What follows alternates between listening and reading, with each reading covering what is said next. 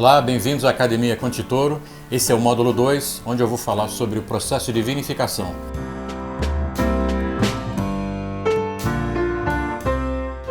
Esse módulo vai ser dividido em 3 aulas. Vou falar sobre vinhos brancos, vinhos rosés e vinhos tintos. Depois eu vou falar sobre vinhos espumantes. Na terceira aula eu vou falar sobre os vinhos doces e os vinhos fortificados. Começando a falar sobre o processo de vinificação, o básico do processo de vinificação, a gente tem que entender que o vinho é uma bebida fermentada. O processo para acontecer é o seguinte: nesse suco da uva, o produtor colhe a uva, prensa a uva, dessa prensagem escorre o suco da uva, que é bastante rico nos açúcares naturais, em água, em líquido e também em vários ácidos que tem ali dentro desse suco, e vai começar a fazer a fermentação.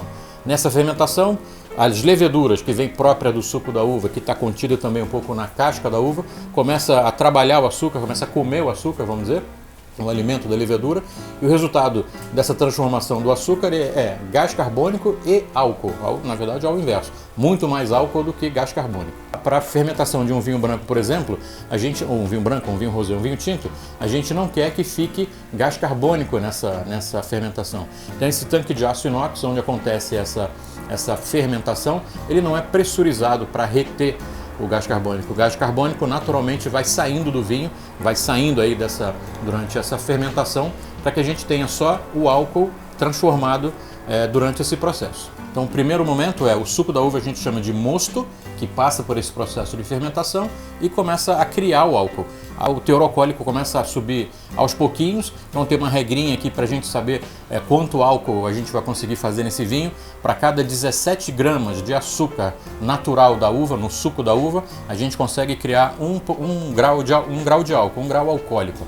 Então o produtor, no momento da colheita da uva, já sabe mais ou menos, ele usa várias unidades de medida de açúcar, a mais utilizada talvez seja a Brix, e consegue saber, através daquela medida de açúcar, quanto álcool potencial ele vai conseguir produzir lá na frente. Um outro processo durante o processo geral de vinificação se chama fermentação malolática. A gente vai fazer uma transformação dos ácidos málicos para ácidos láticos. São muito mais brandos, muito mais macios na nossa boca.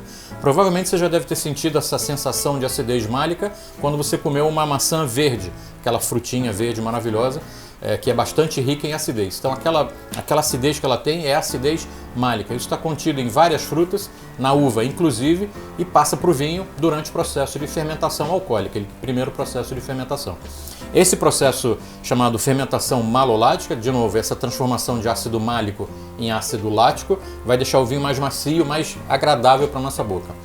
Para a produção de vinhos brancos, às vezes o produtor não quer fazer essa malolática exatamente para deixar o vinho branco refrescante, leve, mais agradável e mais fácil de beber.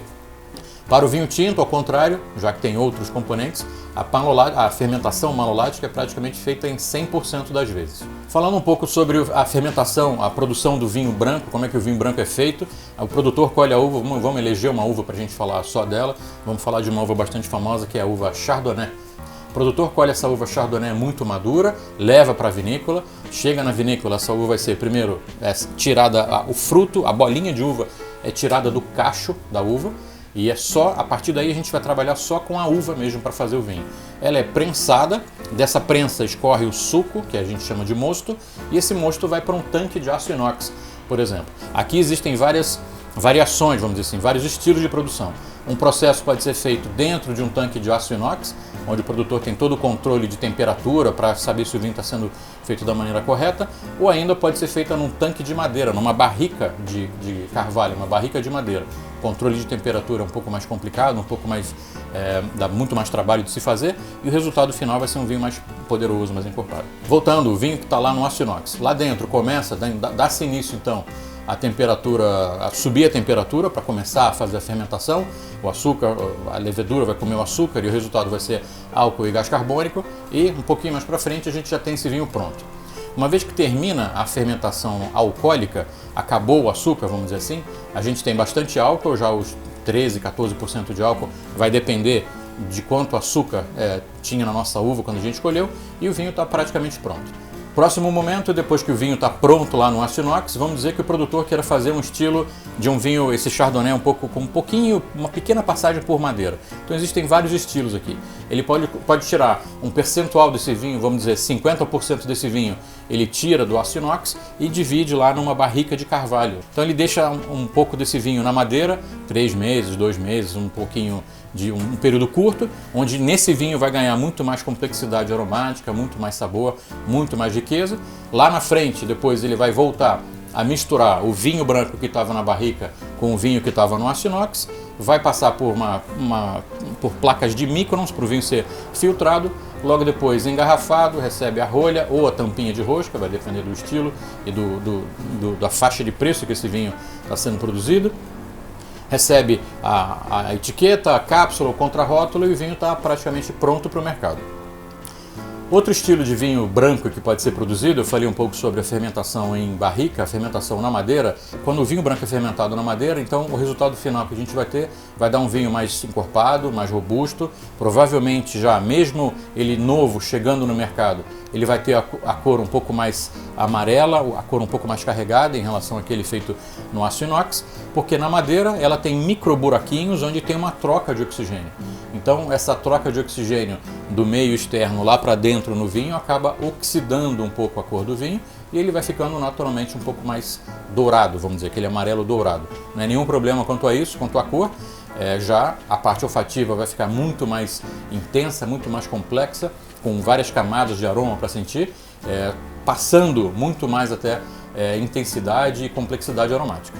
Um outro estilo de produção que está sendo bastante utilizado hoje, parece que é uma coisa muito moderna, mas na verdade é uma coisa muito antiga, lá da época romana, por exemplo, daquela época, mais ou menos daquela época ali, o vinho era feito em ânforas de barro. Hoje muitos produtores estão utilizando isso, fazendo vinhos brancos fermentados em grandes tonéis, grandes ânforas mesmo de barro de terracota. O processo é um pouco diferente, ali também o controle da temperatura é um pouco mais complicado, dá um pouco mais de trabalho, mas o resultado é bem diferente.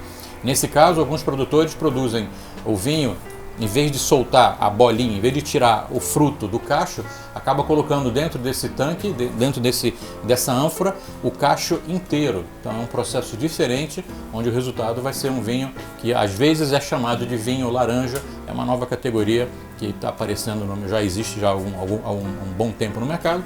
Alguns produtores fazem um vinho diferente, a gente pode falar isso mais para frente um pouco. Agora o capítulo sobre vinho rosé, que é bastante interessante, tem muita controvérsia a respeito do vinho rosé.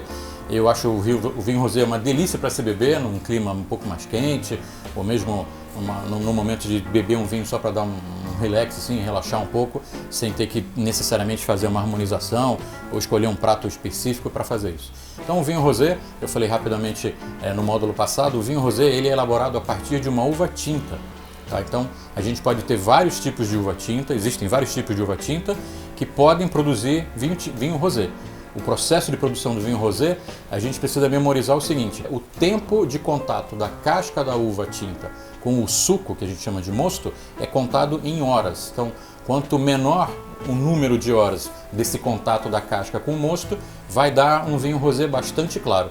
À medida que esse tempo de contato da casca com o mosto aumenta, a extração de cor, e não só de cor, mas também de tanino dessa casca da uva tinta, acaba passando para o vinho. Falando um pouco sobre a cor do vinho rosé, do vinho rosado, ele é bastante clarinho, o mais reputado é aquele que é feito lá na região da Provence, na França, que ele tem a cor bastante rosa, muito clara, lembrando a pétala da rosa rosa, ou ainda a casquinha de cebola, a casca da cebola, que é bem rosinha, delicada, bem clarinha.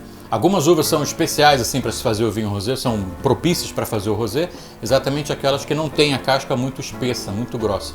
Vamos lembrar que toda a cor que vai para o vinho tinto está contida na casca da uva vermelha, na casca da uva tinta. Então, uma uva famosa que utilizada muito na França, no sul da França, no Rhône, chamada Grenache. Essa uva é ótima para se fazer vinho rosé, vários vinhos rosés no sul da França, na Provence, no sul da França e um pouco na Espanha também utiliza essa mesma variedade para fazer esse vinho de cor mais clara, mais leve e com um aroma maravilhoso. O vinho rosé, então, ele é muito leve para fazer a degustação. Quando a gente vai fazer a degustação, de novo, é ótimo para se beber em qualquer momento, assim, final de tarde, comecinho da noite, para dar uma relaxada e começar a pensar no que a gente vai cozinhar para fazer de jantar ou ainda para acompanhar, pensando no vinho que a gente vai beber mais para frente. O vinho rosé delicado, perfumado, muito intenso de aroma e é sensacional. Então, falando agora um pouco sobre os maravilhosos vinhos tintos, como é que eles são feitos, né? Vinho tinto, então, a gente pode produzir a partir de várias uvas diferentes. O processo de fermentação é o seguinte: diferente do vinho branco, a uva chega na vinícola, ela também é prensada, dela sai o suco vai para um tanque de aço inox e, diferente do branco, a casca da uva tinta vai junto com esse suco. Então, dentro do tanque de aço inox, começa esse contato da casca com o suco da uva e dela vai saindo toda a parte de cor, os antocianinos que compõem a cor do vinho e também uma sensação chamada tanino. Então, diferente do vinho branco, a casca da uva tinta vai junto com o mosto durante o processo de fermentação nesse tanque de aço inox e quanto maior o tempo de contato dessa casca com o mosto, vai saindo da casca da uva tinta toda a parte de cor, que são os antocianinos, que vão dar a cor mais ou menos escura do vinho. Não só isso, mas também a sensação de tanino, o componente, os polifenóis que vão se aglutinar mais lá na frente e vai dar a sensação de estrutura, de corpo para o vinho tinto. Uma vez terminado esse período de contato que tem já a cor para o vinho tinto, o produtor vai fazer uma separação disso, vai separar o líquido, o vinho, da casca. Essa casca, ela mais para frente pode ser prensada para extrair um pouco mais de líquido para se misturar com o vinho. Senão esse vinho já vai ser envelhecido em madeira. Diferente do branco, mais uma vez, a maioria dos vinhos tintos tem uma certa passagem por barrica. Quando a gente fala barrica, a gente está falando de um barril de madeira, de carvalho, que varia mais ou menos de 225 a 228 litros. Então existem hoje vários estilos, de vários tamanhos de barrica. Os produtores estão utilizando cada vez mais barris maiores. Barris de 300 litros, de 500 litros é bastante utilizado hoje, para exatamente diminuir a incidência da madeira no aroma e no sabor do vinho. Quanto maior a proporção do vinho dentro da madeira, a madeira vai incidir menos. A gente quer beber um vinho com aroma frutado, não com aquele aroma de madeira muito evidente. Além da barrica, existem hoje vários outros recipientes para se guardar vinho. Então, o aço inox, que com o vinho não acontece nada lá dentro, fica inerte.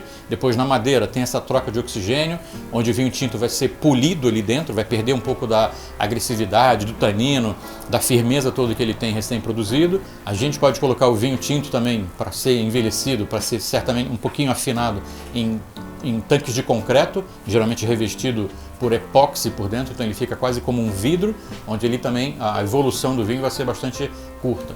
Uma vez terminado esse período de envelhecimento do vinho tinto em madeira, em barrica, em carvalho, isso vai depender do estilo do vinho, do tipo da uva, da região onde ele está sendo feito, pode variar de 3 meses a 1 ano, a 2 anos, é o estilo que o produtor vai querer fazer, dependendo da sua região.